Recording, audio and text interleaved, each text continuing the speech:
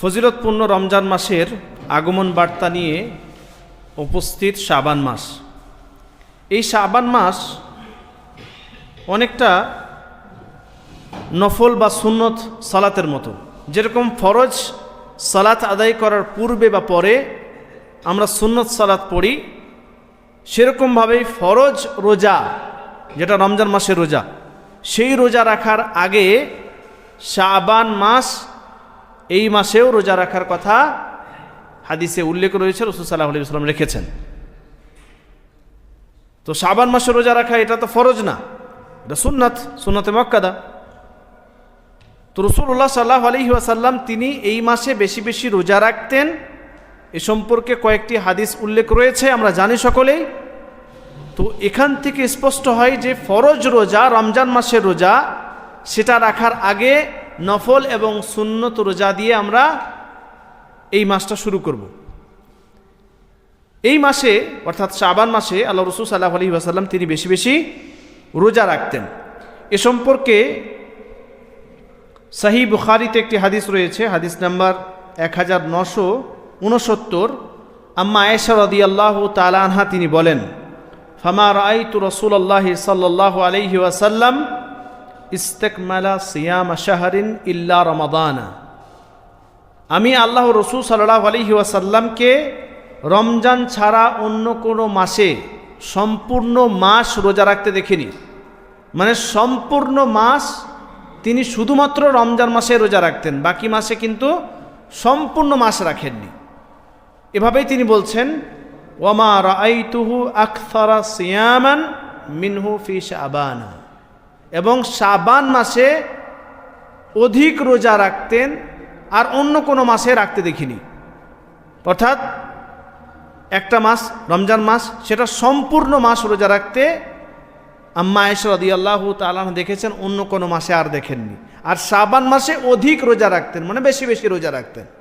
এ সম্পর্কে আরও একটি হাদিস, যে হাদিসটি সুনান আবু দাউদের মধ্যে রয়েছে,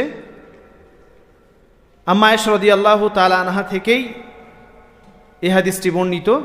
কানা আহাব্বুশ শুহুর ইলা রাসূলিল্লাহি সাল্লাল্লাহু আলাইহি ওয়াসাল্লাম আন ইয়াসুমাহু শাবানা। রোজা রাখার জন্য আল্লাহ রসুল সাল্লাল্লাহু আলাইহি ওয়াসাল্লামের কাছে সর্বাধিক প্রিয় মাস হচ্ছে শাবান মাস।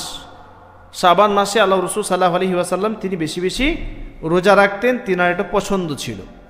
এই দুটি হাদিস থেকে আমরা বুঝতে পারি যে আল্লাহ রসুল সাল্লাল্লাহু আলাইহি ওয়াসাল্লাম তিনি শাবান মাসে বেশি বেশি রোজা রাখতেন, বেশি বেশি রোজা রাখতেন। আমরাও চেষ্টা করব এ মাসে বেশি বেশি করে রোজা রাখার। আজকে 1 তারিখ, 2, 3, 4, 5 এভাবেই যখনই আপনি সময় পাবেন, 2, 4, 5, 6, যে সপ্তাহে যেরকম সময় পাবেন আপনি রোজা রাখতে থাকেন। রাসূলুল্লাহ সাল্লাল্লাহু আলাইহি ওয়াসাল্লাম তিনি বেশি বেশি রোজা শাবান মাসে রেখেছেন এবং পছন্দ করতেন। আল্লাহ রাসূল সাল্লাল্লাহু আলাইহি ওয়াসাল্লাম সম্পর্কে আম্মা আয়েশা রাদিয়াল্লাহু তাআলা আনহার এই দুটি হাদিস থেকে আমরা বুঝতে পারলাম যে বেশি বেশি রোজা রাখতেন। তো রোজা রাখতেন কেন, কি কারণে, এ সম্পর্কে সুনানুন নাসাই একটি হাদিস রয়েছে, সহিহ নাসাইর মধ্যে হাদিসটি ইমাম আলবানী রাহমাতুল্লাহ আলাইহি নিয়ে এসেছেন এবং হাসান বলেছেন। উসামা বিন যায়েদ রাদিয়াল্লাহু তাআলা আনহু থেকে হাদিসটি বর্ণিত। তিনি বলছেন যে আল্লাহ রাসূল সাল্লাল্লাহু আলাইহি ওয়াসাল্লামকে আমি এই মাসে অর্থাৎ শাবান মাসে যত বেশি রোজা রাখতে দেখলাম বা দেখছি, তার থেকে বেশি অন্য কোনো মাসে রোজা রাখতে দেখিনি। তো রাসূল সাল্লাল্লাহু আলাইহি ওয়াসাল্লামকে তিনি জিজ্ঞাসা করলেন যে আপনি শাবান মাসে এত বেশি রোজা রাখেন কেন ইয়া রাসূলুল্লাহ, হে আল্লাহর রাসূল আপনি শাবান মাসে এত বেশি রোজা রাখেন কেন, কি কারণে? আল্লাহ রাসূল সাল্লাল্লাহু আলাইহি ওয়াসাল্লাম তিনি উত্তর দিচ্ছেন, যালিকা শাহরুন ইয়াগফুলুন নাস আনহু বাইনা রাজাবিন ওয়া রমাদানা।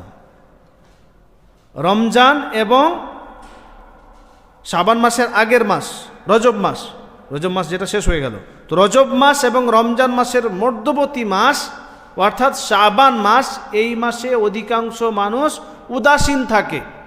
কারণ রজব মাস সম্পর্কে আমরা সকলেই জানি যে 4টি সম্মানিত মাসের মধ্যে একটি রজব মাস, ফলে সে মাসের মানুষের কাছে গুরুত্ব আছে, মানুষ সেটার গুরুত্ব দেয়। রমজান মাস সেটা সম্পর্কে সবার আমাদের জানা। রমজান মাস হচ্ছে রোজার মাস, লাইলাতুল কদরের মাস, কোরআন অবতীর্ণের মাস। তো সে মাসের সবাই গুরুত্ব দেয়। তো এই দুটো মাসের মধ্যবর্তী মাস হচ্ছে শাবান মাস। এই মাসের গুরুত্ব মানুষের কাছে নেই, মানুষ উদাসীন থাকে, ইবাদত করে না। অথচ এই মাসে আল্লাহ রাসূল সাল্লাল্লাহু আলাইহি ওয়াসাল্লাম কেন বেশি রোজা রাখতেন তিনি এবার উল্লেখ করছেন। তিনি বলেন, ওয়া হুয়া শাহরুন তুরফাউ ফীহিল আ'মালু ইলা রাব্বিল আলামিন। এই মাস হচ্ছে এমন একটি মাস, শাবান মাস হচ্ছে এমন একটি মাস যে মাসে আল্লাহ তাআলার কাছে বান্দার, মানুষের, আমাদের আমলনামা পেশ করা হয়। সুবহানাল্লাহ। এই মাসে আমাদের আমলনামা পেশ করা হয়। তো আল্লাহ রাসূল সাল্লাল্লাহু আলাইহি ওয়াসাল্লাম তিনি বলছেন, ফাওয়াহিব্বু আন ইউরফা আমালি ওয়া আনা সাইম। আমি এটা ভালোবাসি, আমি এটা চাই, আমি এটা পছন্দ করি যে আমার আমলনামা এমন সময় পেশ করা হোক যে আমি রোজা অবস্থায় আছি। তো রোজা অবস্থায় আমি আছি, এই অবস্থাতে আমার আমল আল্লাহ তাআলার দরবারে পেশ করা হোক, সেজন্য আমি বেশি এই মাসে রোজা রাখি।